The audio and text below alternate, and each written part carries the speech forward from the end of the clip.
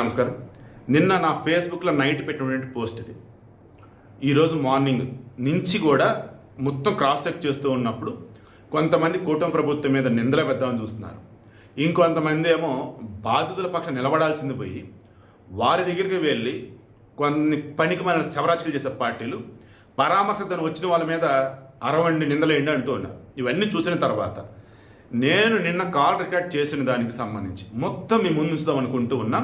నాకు తెలిసి ఇంకా ఏది ఎడిటింగ్ కూడా నేను చేయను. దానికన్నా ముందు ఇంట్రడక్షన్ అన్నట్టు స్టీల్ ప్లాంట్ ప్రైవేటీకరణ చేయటం వల్ల ఎవరికి లాభం, స్టీల్ ప్లాంట్ ప్రభుత్వ హ్యాండ్ ఓవర్ ఉండటం వల్ల ఏం జరుగుతుంది, అన్నింటికి మించి అసలు నేను ప్రమాదం జరగడానికి కారణం నాసిరకం రా మెటీరియల్, మరి మంచి రా మెటీరియల్ ఇవ్వాలంటే ఏం చేయాలి, అండ్ స్టీల్ ప్లాంట్లో అసలు ఏదైనా వృధా పోయేది ఉందా, ఓవరాల్గా చూసుకుంటూ ఉన్నప్పుడు ఇందిరాగాంధీ చేసిన తప్పేంటి, ఆ తర్వాత వచ్చిన ప్రభుత్వాలు చేసిన తప్పేంటి, ఒకప్పుడు లాభాల బాటలో ఉన్నటువంటి ఇప్పుడు నష్టాల బాటలోకి ఎందుకు వెళ్ళింది, మరలా లాభాల బాటలోకి వస్తూ ఉన్నా కానీ ఉద్యోగులకు సంబంధించి కాంట్రాక్ట్ వాళ్ళు పెరుగుతున్నారు తప్ప ఉన్నటువంటి వాళ్ళు ఎందుకు పెరగట్లేదు, ఇలా చెప్పుకుంటూ పోతే ఒకటి కాదు రెండు కాదు బోలుడన్ని రహస్యాలు మొత్తం కూడా ఈ ఆడియో కాల్లో పెడుతున్నా. More than half an hour ఉంది. డీటెయిల్డ్గా మీరు వినండి. ఒక సెమినార్ అనుకుని జస్ట్ ఆడ ఆడియో పెట్టేసి సైలెంట్గా ఉండండి. అంతిమంగా నేను చెప్పేది అయితే ఇప్పుడు ఈ ముఖ్యమంత్రి చంద్రబాబు గారికి, డిప్యూటీ పవన్ కళ్యాణ్ గారికి, కేంద్ర మంత్రులు ఎవరైతే ఉన్నారో వారికి, మన ప్రధాని మోదీ గారు అందరూ రిక్వెస్ట్ చేస్తున్నాం కదా, స్టీల్ ప్లాంట్ భూములు అన్నవి ఏవైతున్నాయో ఓ రకంగా అవి అక్షయ పాత్ర లాంటివి. స్టీల్ ప్లాంట్ భూములు అన్నవి ఏవైతున్నాయో ఓ రకంగా నాకు తెలిసి మన ఇండియాలో అంత విలువైన భూములు, అంత ఖాళీ భూములు ఎక్కడా లేవు. అది కొట్టేలన్న ప్రయత్నం ప్రైవేటు వాళ్ళది. అది ఎవరు అంటే అందరికీ తెలిసిందే. అలా కాకుండా ఈరోజు అమరావతికి భూములు ఇచ్చిన రైతులు అన్న వాళ్ళు ఎవరైతే ఉన్నారో ఉద్యమాలు చేస్తారు, ఎందుకు రాజధాని అక్కడే ఉండాలి, డెవలప్మెంట్ కావాలని. స్టీల్ ప్లాంట్కి ఎవరైతే రైతులు భూములు ఇచ్చున్నారో వాళ్ళు ప్రైవేటు పరంగా కానివద్దని ఎందుకు అంటున్నారు, భూములు ఇచ్చున్నారు, డెవలప్మెంట్ కావాలి, ఆ డెవలప్మెంట్ ఫలాలు వాళ్ళు పొందాలి. విశాఖ ఉక్కు ఆంధ్రుల హక్కు నినదించి ఈరోజు ప్రైవేట్ వాడు కట్టబెట్టేది ఏంటి? ఒకవేళ మీరు అంతగా అయితే ఆ మెయింటెనెన్స్, మేనేజ్మెంట్, రెవెన్యూ గది ఉంటే ప్రైవేట్ వాళ్ళకి ఇవ్వండి, అవుట్ సోర్సింగ్ అన్నట్టు ఇవ్వండి, పోనీ పర్లేదు. బట్ భూములు కానీ రెవెన్యూ కానీ కూడా గవర్నమెంట్ హ్యాండ్ ఓవర్లో ఉండనివ్వండి. సో ఇలా దానిని లాభాల బాట పట్టించాలి అన్నా, కార్పొరేట్ చేతులకు అది వెళ్లకుండా కాపాడుకోవాలన్నా చాలా ఉన్నాయి. బట్ నిన్న జరిగిన ప్రమాదం అయితే మాత్రం ఇట్స్ ప్యూర్లీ నిర్లక్ష్యం. కుట్రని అనబోను, నిర్లక్ష్యం, మ్యాన్ మేడ్ అని కూడా అనబోను, కానీ అలాగే కనిపిస్తుంది. పూర్తి వివరాలు, ఈచ్ అండ్ ఎవ్రీథింగ్, ఆ స్టీల్ ప్లాంట్కి ఎక్కడెక్కడి నుంచి ఏ మెటీరియల్ వచ్చింది, అందులో ఎక్కడెక్కడ ఏమేమి తయారైంది, బయట మార్కెట్లో టన్ ఎంత, వీళ్ళ దగ్గర ఎంత, ఈచ్ అండ్ ఎవ్రీథింగ్ మొత్తం డీటెయిల్గా ఉంది. హాఫ్ అన్ అవర్ సెమినార్ అనుకుంటారో లేదన్నప్పుడు పూర్తి డీటెయిల్ రిపోర్ట్ ఉంటారో మీ ఇష్టం అండి. మ్యాక్సిమం 18 చెప్పి మొత్తం పెట్టేస్తాం చూడండి. యాక్చువల్ ఇంపార్టెంట్ కాల్లో ఉన్నాను, మీరు రెండుసార్లు ఫోన్ చేస్తారు, అర్జెంట్ అని పక్కన పెట్టి నేను చేశాను. అదే ఇప్పుడు ఫెయిల్ సెక్షనే నాది. అక్కడే 100 అడుగుల దూరంలో ఉన్నాను. అప్పుడే కరెక్ట్గా కరెక్ట్గా టాప్ అని అనుభవంలా పేలింది. అదేంటంటే నాసిక రకమైన మెటీరియల్ ఇవ్వటం. అది యాక్చువల్గా ఏంటంటే 100 మంది ఎగిరిపోవాల్సింది, దేవుడు ఏదో మాకు కర్ణించాడు. కాంప్లెక్స్ పేలిపోవాలి అసలు యాక్చువల్గా. అదేదో జస్ట్ అక్కడికి వెళ్ళి సైడ్ పట్టడం వలన జస్ట్ అది ఏమంటారు, లిక్విడ్ స్టీల్ ల్యాడర్ ఏదో ఉంది కదా, ఎత్తుతున్నప్పుడు ఏంతో తీస్తారు, అది అసలు ఎలా జారింది? జారలేదు సార్. అది యాక్చువల్గా ఏంటంటే ఈ ముడి సరుకులు ఉంటాయి కదా, రా మెటీరియల్. అందుకే మీకు ఫోన్ చేస్తాను. మీ వీడియో చూసాను నేను. అదే చెప్పండి. మీ వీడియో చూసి నాకు ఎమ్మటే మీకు తెలియాలని ఫోన్ చేశాను అన్నమాట. అందుకే కాల్ మీ సార్ అన్నాను. అదే చెప్పండి. అది యాక్చువల్గా ఏంటంటే ట్రైన్తో లిఫ్ట్ చేయటం అవన్నీ మామూలు లేదు, ప్రాబ్లం లేదు. అక్కడ ఏముందంటే ఒక ల్యాడీల్లో కాస్టింగ్ అయినాక మెటీరియల్ అయిపోయినాక ఇంకో 2 ల్యాడీ పక్కన పెడతారు. ఆ ల్యాడీలు ఏంటంటే దాంట్లో కింద నుంచి మెటీరియల్తో మూమెంట్ చేసుకుని వస్తుంది. ఈ మెటీరియల్ నాసిరకంగా మెటీరియల్ వేస్తే మనకి ఏంటంటే తడితో సున్నపురాయి పొడి ఉంటుంది కదా, పొడి, తర్వాత డోల్మినేట్, మ్యాంగనైస్, ఈ సిలికాన్ ఇవన్నీ కాంబినేషన్తో వస్తుంది. అది దాంట్లో ఏంటంటే గ్యాస్, డయాక్సైడ్, మిల్టర్ చేయడానికి అల్యూమినియం కాయిల్ చేస్తాం. వేసినప్పుడు అక్కడ ఏంటంటే బ్లోయింగ్ అయిపోయినాక, బ్లోయింగ్ అంటే పెద్ద తొట్లు దాంట్లో వేసి కన్వర్టర్ అంటారు సార్ దాన్ని. దాంట్లోంచి వచ్చి కింద మూమెంట్ అయినప్పుడు ఊగింది. మన అన్నం పొంగుతుంది కదా సార్. అవునవును. అన్నం పొంగినట్టు పొంగింది. ఆ పొంగినప్పుడు కింద మళ్ళీ దానికి ఏంటంటే సెకండ్ మెటలర్జీ అని ఒకటి ఉంటుంది. ఆ మెటలర్జీని ఏం చేస్తారంటే కింద నుంచి గ్యాస్ పైనుంచి అల్యూమినియం కాయిల్స్ చేసి రిన్సింగ్ చేస్తారు. మనం అన్నం రైస్ మనం గరిటె పెట్టి తిప్పినప్పుడు ఎలా అవుతుంది, పొంగు ఆగిపోద్ది కదా, అలా ఆపి బ్రూ హోల్స్ గ్యాస్ రాకుండా తయారు చేస్తారు. అది అలా వచ్చి పైకి వచ్చి ఇన్ఛార్జి సిగ్నల్ ఇస్తాడు కింద. దాన్ని సైడ్ చేయటాన్ని కింద కింద మనకి ఒక ట్యాప్ లాగా వాటర్, మనకి దాన్ని ఏమంటారు, వాటర్ బాటిల్ స్టక్ అయితే ఎలా ఉంటుంది, కింద ఓలు ఒకటి పెడితే కిందకి మనకి వస్తుంది కదా సార్ సిలిండర్ బాటిల్కి. అవునవును. అలా వస్తుంది. అక్కడ ఏమైందంటే ఒకేసారి అది పేలిపోయింది. అది పేలిపోయి మొత్తం ఇబ్బంది పెట్టేసింది. గాల్లో ఉన్నది పేర్లేదు, కింద గ్రౌండ్ లో ఉన్నదే పేలిందా? అది పైకి వచ్చేస్తుంది సార్, తాటమని అంత హైట్ లో పైకి వస్తుంది సార్. లేదు, నేను ఏమంటున్నా స్కిల్ చూడండి, ఆ ల్యాడర్ అనేది ఏదైతే ఉందో కింద పెద్ద కొండలాగా అనుకుందాం. ఆ కొండ కిందే ఉంది, దానిలో ఈ మెటీరియల్ ఏదైతే ఉన్నదో మీరు అన్నట్టు నాశరకమో లేదంటే ఇంప్యూరిటీస్ అనేవి ఇంగ్రీడియంట్స్ అనేవి వేరే వేరే రకరకాల్స్ ఉన్నాయి. అవునవును సార్. కిందే ఉన్నప్పుడు ఇంకా బ్లాస్ట్ ఫామ్ అయిపోయి పేలింది, అంతేనా? కింద నుంచి పైకి వచ్చేసింది. అది అది రాడ్ల దాకా తయారు చేయడానికి పైన ఒక తొట్లో వేపిస్తాం పడవ లాంటి దానికి. ఆ పడవలో ఏపీ నాటికి పైకి లిఫ్ట్ చేసినాక ఇంకా జస్ట్ ఒక్క సెకండ్ అయితే ఆ పడవలో పడిపోద్ది మెట్లు. ఇది ఇందా నుంచి అడుగుతుంది. అది కింద పైకి లిఫ్ట్ చేశారు, ఆ తర్వాత వేరే దానిలో దాన్ని ఏమంటారు డై లాంటి దానిలో పొయ్యాలి. ఆ పొయ్యటానికి ముందు అప్పుడు బ్లాస్ట్ అయింది, అంతేనా? పొయ్యినాటికి దాన్ని సైడ్ గేట్ అంటారు. సైడ్ గేట్ నేను చెప్పాను కదా, మనం అన్నం పొంగినట్టు పొంగుతా ఉంటది ఎప్పుడు. పొంగుతుంది అంటే సున్నప్రాయి, నాసిరకం సున్నప్రాయి, డోల్మెట్లు, తర్వాత అల్యూమినియం కాయిల్స్, కింద సెకండ్ మెటలర్జీ సరిగ్గా లేకపోతే ఈ ప్రాబ్లమ్స్ వస్తుంది. ఇది ఎక్కడి నుంచి సప్లై మీకు? మాకు ముడి సరుకులు బయట నుంచి వస్తాయి కదా, బ్లాస్ట్ బిఎఫ్ అంటారు కదా, బ్లాస్ట్ ఫర్నేస్. అవును. బ్లాస్ట్ ఫర్నేస్ నుంచి మనకి మా ఎస్ఎంఎస్ వస్తుంది. అంటే స్టీల్ మెల్టింగ్ షాప్. అవును. స్టీల్ మెల్టింగ్ షాప్ 2నా? 1. ఇది 1 ఒరిజినల్ 1. ఇది పేలింది ఎక్కడ 2లోనా? 1లోనే పేలింది. మరి అంతా 2 అని ఇచ్చారు. 6 మిషన్లు ఉంటాయి సార్, 6 మిషన్లో ఇది మిషన్ 2లో పేలింది. ఒక్క నిమిషం, ఇందాక మీరు అన్నట్టు స్టీల్ మెల్టింగ్ షాప్ ఉంది కదా, steel melting shop 1. Steel melting shop 1లో పేలింది. మిషన్ ఎంత? Machine 2. Okay, steel melting shop లో మిషన్ 2 పేలిందా? మిషన్ 2లో పేలింది. 6 మిషన్లు ఉంటాయి సార్, 6 మిషన్లతో మనం ఒక్కో షాప్ లో 6 ఉంటాయా? ఈ మన షాప్ లో ఎస్ఎంఎస్ 1కి 6 ఉన్నాయి. అందులో రెండోది పేలింది. రెండో మిషన్ దగ్గర మెటీరియల్ కాస్టింగ్ అయ్యేటప్పుడు పేలిపోయింది. మీరు ఎంత దూరంలో ఉన్నారు దానికి? మేము కరెక్ట్గా 100 అడుగుల దూరంలో ఉన్నాం. మొత్తం ఎంతమంది చనిపోయినారు, ఎంతమంది ఇంజూర్ అయ్యారండి? అంత మొత్తం 8 మంది చనిపోయారు. జస్ట్ 2 కొంచెం బాగా కాలిపోయారు, వాళ్ళని నిమిషం తీసుకెళ్ళి కూడా చనిపోతారు సార్. అయ్యో. ఇంకా అది బాడీలోకి టోటల్ వెళ్ళిపోయినట్టు వెళ్ళిపోయింది కదా? టోటల్ లాగా వెళ్ళిపోయి మన ఆర్గాన్స్ అన్ని పాడు చేసేస్తుందండి. చచ్చిపోయిన వాళ్ళ కన్నా బతుకున్న వాళ్ళు నరకం అండి. చచ్చిపోయినోడు కాలిపోయి వెళ్ళిపోయాడు, కానీ బతుకున్నాడు ఉంటాడు కదా, అది తోటలాగా వెళ్ళిపోయి ఆర్గాన్స్ అన్ని పాడు చేస్తుంది. అదే ఒకసారి మీరు వీడియో చూసాను, బాగా ప్రజెంట్ చేశారు. అదే తర్వాత ఏం జరిగింది ఏంటన్నది మిమ్మల్ని అడిగి నేను పెడదాం అనుకున్నాను. బట్ యాక్చువల్గా వేరే ఫ్రెండ్ ఒక లోన్ ఉంది కాల్, అది 10 రోజులు ఫాలో అప్ చేస్తున్నాము. ఇప్పుడు ఫైనల్ వచ్చేసరికి ఇంకా అది ఫాలో అప్ చేస్తున్నాం. Okay, let it be. ఇప్పుడు మీది వచ్చేసరికి ఏపీ ఎన్ఎండిసి నుంచి తీసుకుంటుంది ఉన్నాయి కదా, అవి ఆపారా, ఇస్తున్నారా ఇంకా రా మెటీరియల్ అంతా? ఇది బోస్కం సార్, మీరు చెప్పారు కదా, అమ్మే మార్గంలో ఈ బోగస్ స్టీల్ ఇచ్చేస్తున్నారు.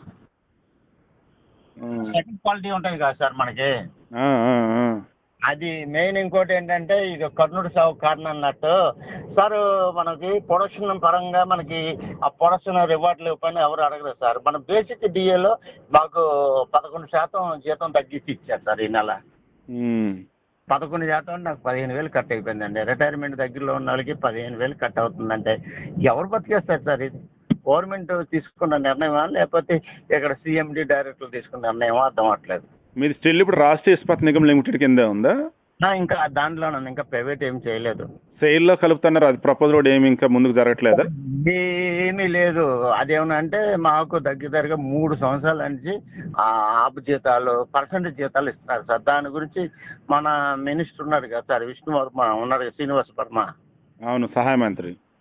ఆయన ఏమన్నాడే, మేము బాగానే జీతాలు ఇచ్చేస్తున్నాం అని మీడియా ముందు చెప్తాడు సార్.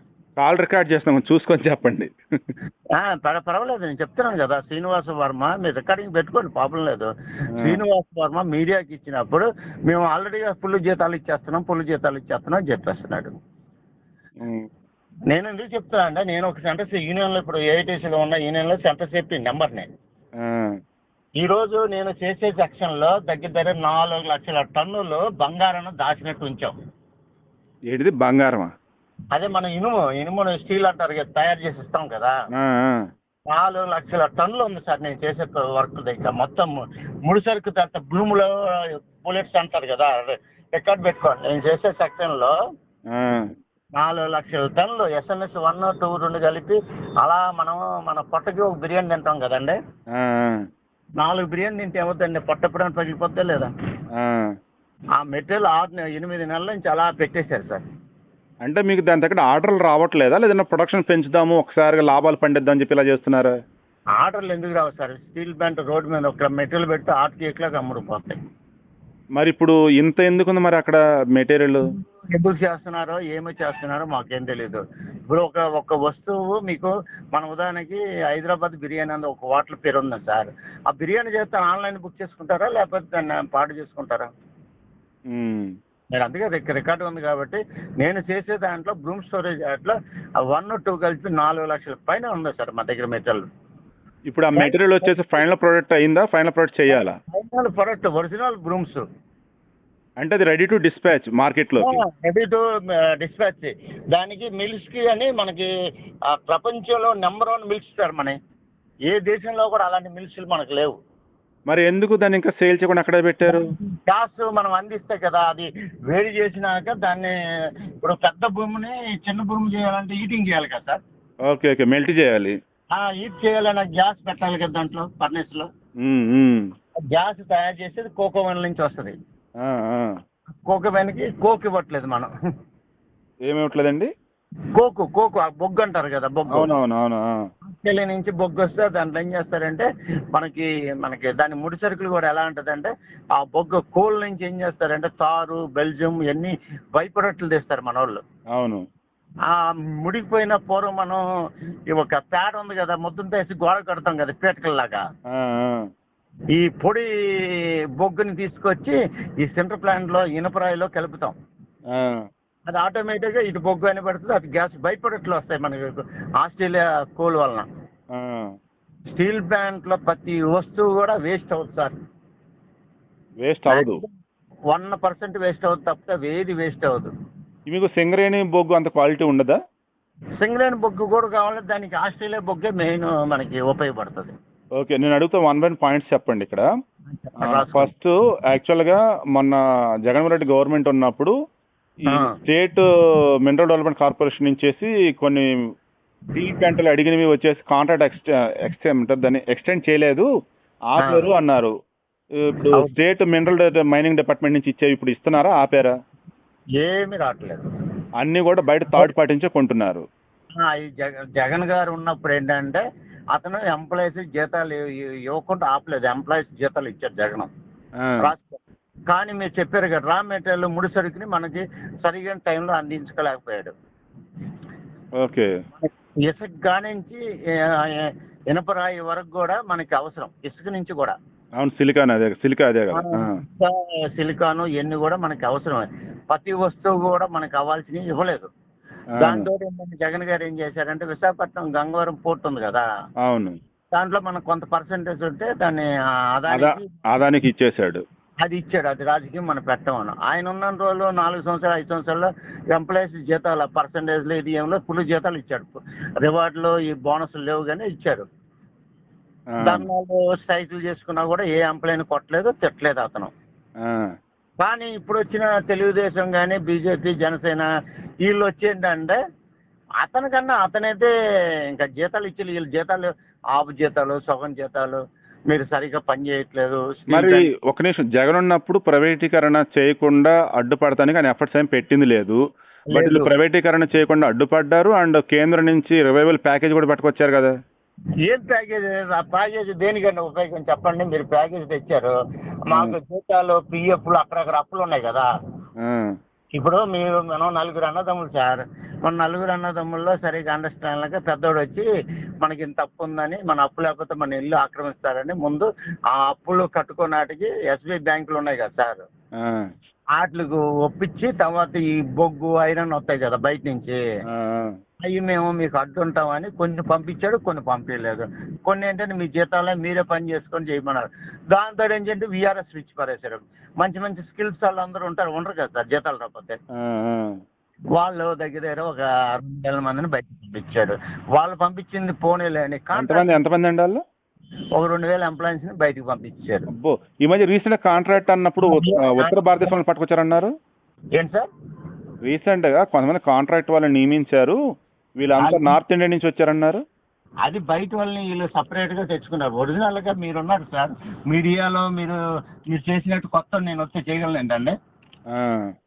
ఇప్పుడు ఒక పని మురికాలలో తీసేవాడు, వాడు రోజు పని చేసి దాన్ని ఒక పెద్ద ఆయుధంలా తయారు చేస్తాడు. ఏమంటారు? కాంట్రాక్టులు అప్పుడు ఉన్న మేనేజ్మెంట్ చేసిన తప్పులు పాపం కాంట్రాక్టులు 20,000 30,000 జీతం కొన్న వాళ్ళని దెబ్బేశారు సార్. సరే, మనకి ఇప్పుడే కాల్ లెంత్ ఎక్కువైపోయింది. ఫైనల్ గా నాకు సింపుల్ గా చెప్పండి. మొన్న స్టీల్ ప్లాంట్ చాలా సంవత్సరాల తర్వాత లాభాల్లోకి వచ్చింది అన్నారు, అది నిజమా అబద్ధమా? లాభాలు తెచ్చాము కదా, లాభం తెచ్చాము.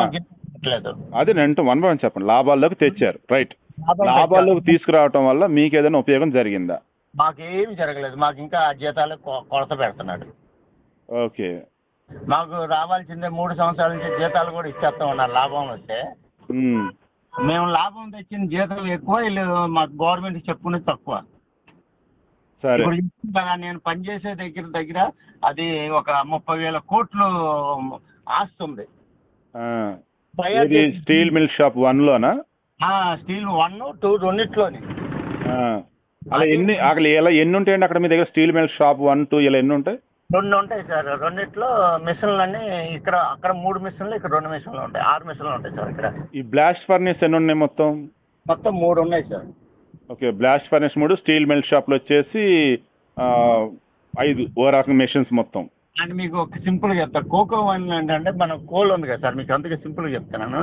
కోకో వన్ నుంచి కోళ్ళు కరగదీసి అన్ని చేసి దాంట్లో మనకి గ్యాస్ తయారు చేస్తారు సార్, ఫస్ట్ పాయింట్. రెండోది ఏంటంటే RNBHP అని మనకి సంబంధించిన రా మెటీరియల్ అని అక్కడ స్టోర్ చేస్తారు సార్.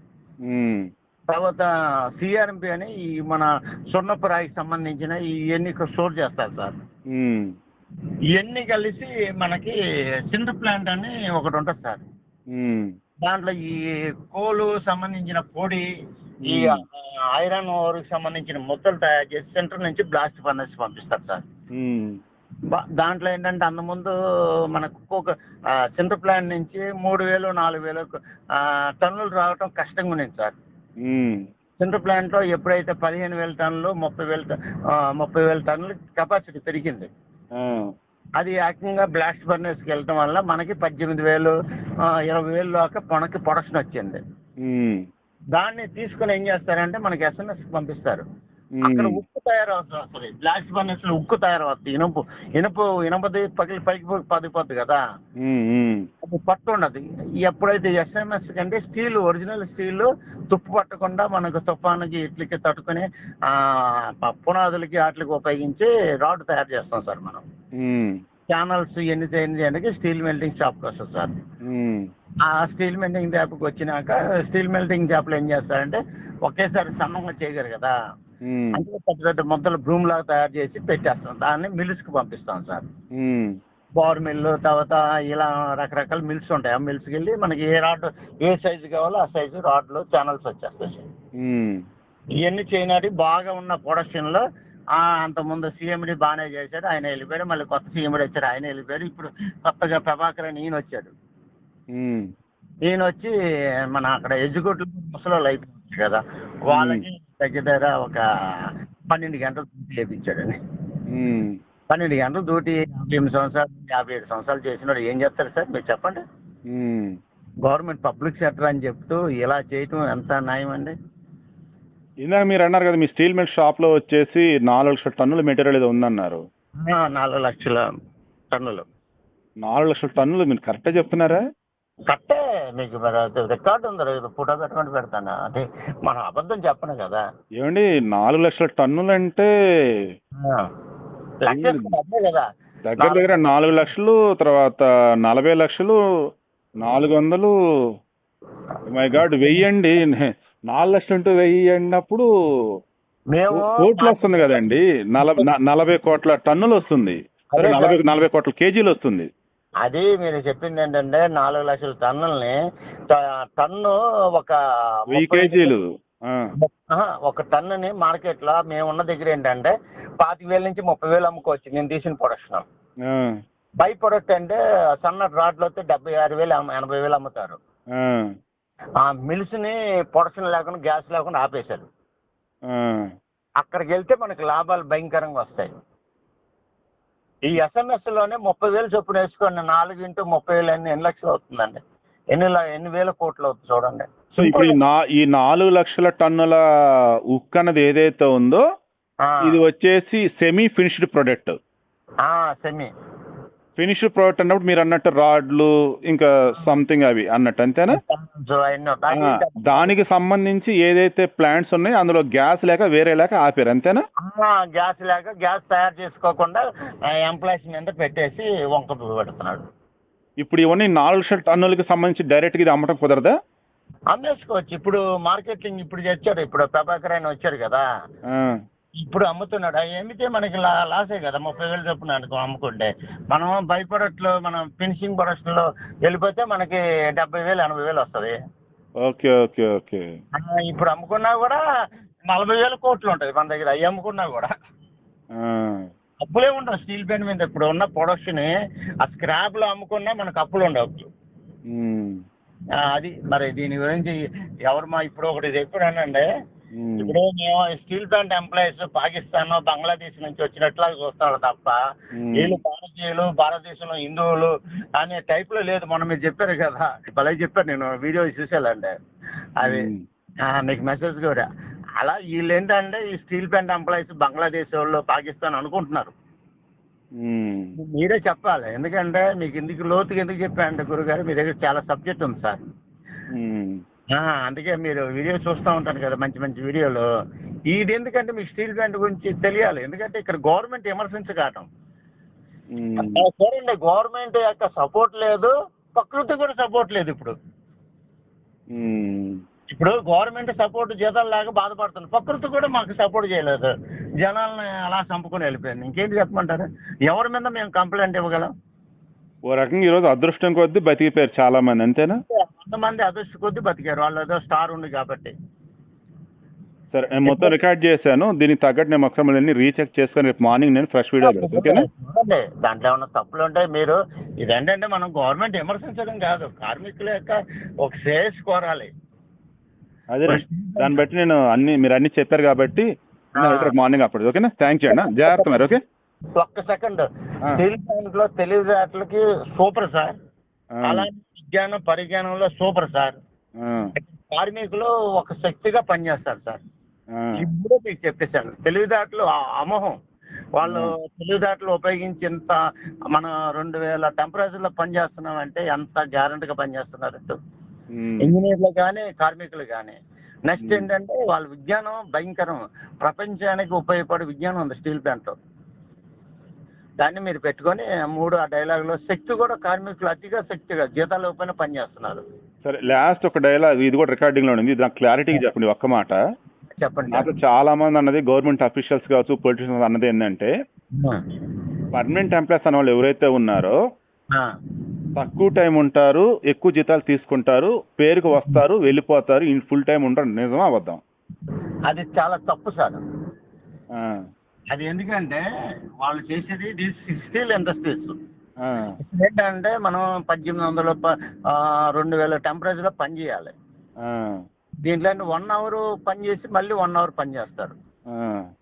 ఒకేసారి మనం వేడిలో మీరు ఎండలో నిలబడగలరండి, అంటే చెట్టు కింద వెళ్తారా లేదా? అవునవును. ఇప్పుడు 47 టెంపరేచర్ మీరు రోడ్డు మీద నడిచేటప్పుడు గొడుగు పెట్టుకుంటారా లేదా? ఆ, ఆ, ఆ. కదా, మన మనిషం కదా, మన టెంపరేచర్ ఎంత తీసుకుంటుంది అని 50 మించి ఉండదు కదా. సో గవర్నమెంట్ ఉద్యోగం చేస్తూ తక్కువ టైం చేస్తూ దీన్ని ప్రైవేటీకరణ కానివ్వద్దంటూ ఇలా చేస్తున్నారని నిందలేస్తున్నారు ఏదైతే ఉందో అవన్నీ కూడా అబద్ధాలే. అవన్నీ అబద్ధాలు. ప్రైవేట్ కావాలంటే చేసుకోమనండి. ఇప్పుడు విజ్ఞానం గురించి దేశం బాగుంటుంది, దేశానికి ఆదాయం వస్తుంది, మీరు ₹1,00,000 టన్ను అమ్ముకుంటారు, చేయండి. ఎవరు వద్దన్నారు? ప్రైవేటీకరణ చేస్తాంటే మీకున్న ఇబ్బంది ఏంటి అసలు? అసలు వాళ్ళు చేస్తే కదా సార్, వాళ్ళు చెప్పడమే తప్ప ఎక్కడ చేస్తున్నారు చెప్పండి. సో ప్రైవేటీకరణకు మీకు నచ్చింది, మీకు ఇష్టమే? నాకంటే కాదు, వాళ్ళు మనం అంటే పని చేస్తున్నాం సార్. పబ్లిక్ ఇక్కడ భూములు గేములు అన్ని తీసుకెళ్ళిపోయారు సార్ వాళ్ళు. మన ఆస్తిని తీసుకుని వెళ్ళిపోయి దాన్ని ప్రైవేట్ చేస్తానంటే ఆస్తి పోగొట్టుకున్నాడు ఒప్పుకుంటాడు ఏంటండి? Okay okay. ప్రైవేటీకరణకి ఎవరు వ్యతిరేకం అంటే భూములు ఇచ్చున్న వాళ్ళు, ఇది ప్రభుత్వం కదా, వైజాగ్ స్టీల్ అన్నది వచ్చేసి ఆంధ్రుల హక్కు అన్నట్టున్నారు కాబట్టి దీన్ని ప్రైవేటీకరణ చేసినప్పుడు టోటల్ మొత్తం ప్రాపర్టీ అసెట్స్ మొత్తం తీసుకుంటాడు కాబట్టి అది వద్దు, ఇది అమృతం, ఇది వచ్చేసి ఒక రకంగా కామధేనువు లాంటిది కాబట్టి ప్రభుత్వ హ్యాండ్ ఓవర్ లోనే ఉండాలి, దీని యొక్క ఫలాలు అనేది ప్రజలకు అందించాలన్నట్టుగా అంటున్నాడు. కార్పొరేట్ వద్దని, అంతేనా? అంతే సార్. ఇదే దీనికి సంబంధించిన బీజేపీ దేశం ధర్మం అంటున్నారు. మనం దేశం ధర్మం, దేశంలో ఉండాలంటే ధర్మంగా ఉండాలి. ధర్మంగా ఉండాలంటే ఇక్కడ పబ్లిక్ లో పాకిస్తాన్ వాళ్ళు కాదు కదా, బంగ్లాదేశ్ వాళ్ళు కాదు కదా. ఒకవేళ only maintenance, production, marketing, HR ఇదంతా కూడా వచ్చి హైరార్కీ ఇవన్నీ కూడా ప్రైవేట్ వాళ్ళు తీసుకొని రిమైనింగ్ అంతా గవర్నమెంట్ హ్యాండ్ ఓవర్ లోనే ఉంటే మీకు ఇష్టమేనా? ఎంప్లాయీస్ కి ఇష్టమే కదా. పని చేయనట్టు ఏముంది, ఎవరికైనా పని చేసి మా జీతాలు ఇస్తాను ఎవరు వద్దంటారండి? ఓకే. ఓన్లీ మెయింటెనెన్స్ వరకు, ప్రొడక్షన్ వరకు ఈచ్ అండ్ ఎవరికి ఇప్పుడు నేను చెప్పింది అదంతా కూడా ప్రైవేట్ వాడు తీసుకొని పని చేపించి ఇస్తే దానికి తగ్గ జీతాలు ఇస్తే ఓకే, సంతోషమే. అన్ని వాడికి అప్పచెప్తారంటే మీకు నచ్చట్లేదు, అంతే కదా? స్థలము ఒరిజినల్ ఇది దేశం సంపద సార్, ఎవరికో మేము ఇచ్చేస్తాము అనేది కాన్సెప్ట్ కాదు కదా. మేము బీజేపీని నమ్ముతాం, కానీ బీజేపీని నమ్మేటప్పుడు ఏమంటే ఇది మనం పబ్లిక్ లో మనం తెచ్చుకున్నాం. అమరావతి ఉంది సార్, అమరావతి రైతుల దగ్గర తీసుకున్నారు సార్. రేపు ఇంకెవరో జగన్ గారు వచ్చి దీన్ని ప్రైవేట్ చేసేస్తానంటే ఆ రైతులు ఊరుకుంటారండి చెప్పండి? చిన్న లాజిక్ చాలా బాగా చెప్పారు. సో గవర్నమెంటే డెవలప్ చేయాలి, గవర్నమెంటే దానికి మొత్తం ఉండాలి అది. ఓకే. తర్వాత ఇంకొక పాయింట్, ఈ రోజు జరిగిన ప్రమాదం ఉంది కదా, దీని వెనుక ఏదైనా కుట్ర ఉండే ఛాన్స్ ఉందా? లేదు, మనం అబద్ధాలు చెప్పకూడదు, వద్దు. కుట్ర అయితే ఏమీ లేదు. మనం ఎందుకంటే ఒకరిని తిట్టేటప్పుడు మనం ఆలోచించుకొని తిట్టాలి. దీనిలో మాత్రం మీరు మెకానిక్, దీనిలో మాత్రం అది అక్కడ అనుకోనగా ముడిసరికి ఒక సైడ్ క్వాలిటీ లేక అది పేలింది. ముడిసరికి థర్డ్ పార్టీ వాడు, థర్డ్ పార్టీ వలన. ఈ చంద్రబాబు నాయుడు గవర్నమెంట్ వచ్చిన తర్వాత స్టేట్ గవర్నమెంట్ నుంచి మైన్స్ అలాట్ చేయలేదా? క్యాపిటల్ మైన్స్ ఏమి ఇవ్వలేదండి. ఇప్పుడు మీకు ఉదాహరణ గురుగారు, మన ఒంగోలు దగ్గర 80 గజాలు ఉన్నాయి. ఎఫ్ఈ 60 నుంచి 70% ఉంటుంది సార్. మనకి ఎఫ్ఈ గ్రేడ్ కావాలంటే 100% ఉన్నప్పుడు స్టీల్ వస్తుంది. తర్వాత కడపలో కూడా మనకి ఇది ఉంది, ఐరన్ దొరుకుతుంది. అది కూడా ఎఫ్ఈ 20 నుంచి 30 వరకు ఉంటుంది సార్. ఎఫ్టీ ఏంటి? ఎఫ్ఈ అంటే స్టీల్ ఐరన్ అంటున్నారు. ఓకే. ఐరన్ రాయి మనకి కడపలో దొరుకుతుంది, ఒంగోలులో కూడా దొరుకుతుంది. మరి మనకి విశాఖ ఉక్కు ఆంధ్రలో ఉన్నప్పుడు, నువ్వు గవర్నమెంట్ మీ చేతిలో ఉన్నప్పుడు మీరు ఈ సంబంధించిన ఇప్పుడు ఇంట్లో ఉక్కు సహాయ మంత్రి వచ్చేసి కూడా ఈయనకి అప్పచెప్పారు కదా, శ్రీనివాస్ వర్మ ఎవరు ఆయనకి.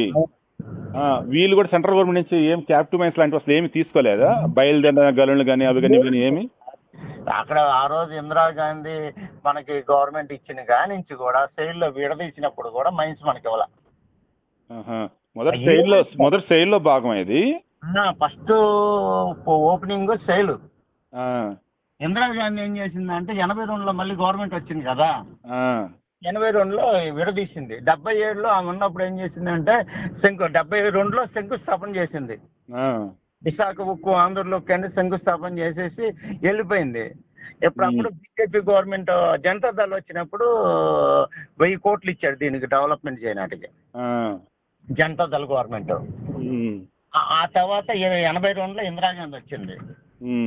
మొత్తం దీన్ని సపరేట్గా నేను సెయిల్ నుంచి విడదీస్తానని సెయిల్ నుంచి సపరేట్ చేసింది. 82లో సెయిల్ నుంచి సపరేట్ చేసినప్పుడు దానికి మైన్స్ ఇవ్వాలి కదా. సో ఇప్పుడు మీ డిమాండ్స్ చెప్పండి. డిమాండ్స్ కూడా కాదు, ధర్మబద్ధంగా ఇప్పుడు స్ట్రీట్ పైన నడవాలి అంటే స్టేట్ గవర్నమెంట్ ఏం చేయాలి, సెంట్రల్ గవర్నమెంట్ ఏం చేయాలి? ధర్మబద్ధంగా కార్మికులకు ఇవ్వాల్సిన జీతాలు ధర్మబద్ధంగా ఇవ్వాలి. కార్మికులు ఇక్కడ విజ్ఞానంతో బాగా పనిచేసి మన ప్రపంచంలో విశాఖలు ఇవ్వాలంటే క్వాలిటీ మెటీరియల్ ఇవ్వాలి. ఓకే. నెంబర్ 1 బిర్యానీ తినాలంటే హైదరాబాద్కి వెళ్ళాలి కదా, ఏమంటారండి? వైజాగ్ కూడా మెటీరియల్ వస్తే మీరు తయారు చేయొచ్చు కదా, అదే ఫార్ములాతో. మేమే తయారు చేస్తున్నాం, మెటీరియల్ ఇస్తే తయారు చేసేస్తాం కదా. సరే అయితే దాన్ని బట్టి రేపు మార్నింగ్ అప్లోడ్ చేస్తాం మీ లింక్.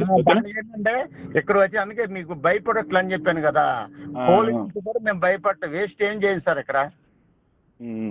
తర్వాత మనకి స్కాల్ ఇప్పుడు ఇనపరాయి మీద కొంచెం పౌడర్ వస్తుంది కదా సార్, దాన్ని ఏం చేస్తామంటే ఆ పౌడర్ కింద మన కాలువలో మురికి కాలువలాగా ఉండిపోతాయి.